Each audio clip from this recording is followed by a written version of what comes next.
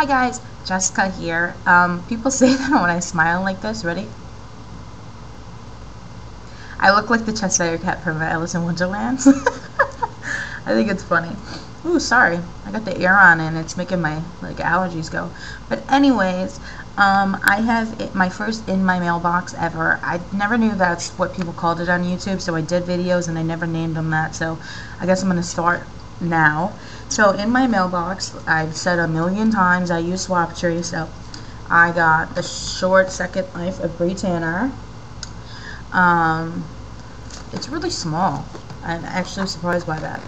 I have no idea what this is about, but since she wrote it, Stephanie Meyer wrote it, that I was going to read it, so I got that. I also got Harper's Bazaar as a random thing. And then I'm going to do a book review. I'm doing a book review on Breaking Dawn. I finished it last night, so I'm done. This is a special edition. So as many of you guys know, it comes with this really cool poster. And it comes with the DVD. So I guess it's kind of an overview and review of the whole series. There won't be any spoilers, so don't worry if you haven't read it. I'm not going to tell you. But this book, as you can see, is massive. It is split up into 3 books inside. It starts with Bella, which is about 145 pages. Then it goes to Jacob, which is another 215 pages. And the last 400 pages is all about Bella. Now, the cover. I wanted to talk about this. In the end, there's an interview, and I kind of just scanned it, and I was curious about the cover, but I guess that Stephanie says that in the beginning of the series, Bella was the pawn, and now she is the queen. She is complete control of the chessboard, and she, instead of just being the pawn, now she's in control of the Cullens and whatever else. So. As for writing style, I liked Eclipse better than this book. Of course, it was exciting because you got to find out stuff that happened with them, and but there was a part in the book where I got bored. It almost seemed like too much was happening at once, and it didn't fit with what I thought was going to happen. It wasn't a pleasant surprise. I did like reading it. I had to take a break from it because there was 30-40 pages in there that was too weird to me. It just didn't make sense. But I did finish reading, and it was okay. The last 150 pages really dragged for me.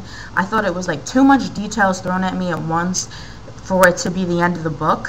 I felt like that part could have been kind of discussed throughout the book instead of just thrown out in there. If you read it, you'll understand what I'm talking about. But I am really liking the 3rd and 4th book a heck of a lot better than the 1st and 2nd. Honestly, I don't know how I got through the 1st and 2nd because the writing style is so much different. The character development, I still don't feel like Jacob's developed enough in all of these books. Even this, I feel like his part in this book should have been way longer than then the 3rd book of Bella's was 400 pages, and his part was only over 200 pages. There should be more about Jacob. I think he really was the main character. He's my favorite character. I'm Team Jacob. Edward's just weird to me. There's parts where I like him, and then there's parts where he gets really strange, and I feel like he has a mental issue, literally, yeah, of course he's a vampire, but I feel like something just, I don't know, I didn't really like everything, the way she developed him completely. So I am Team Jacob. I won't tell you what happens because I don't want to spoil, but if you haven't read Twilight, I really put it off for a couple years. I said, I'm not going to read this, I'm not going to read this. Well, in one of my other videos, someone asked me if I had read Jennifer Weiner's book, Good in Bed. I went through a phase where I read every chick lit book you ever want to talk about to me.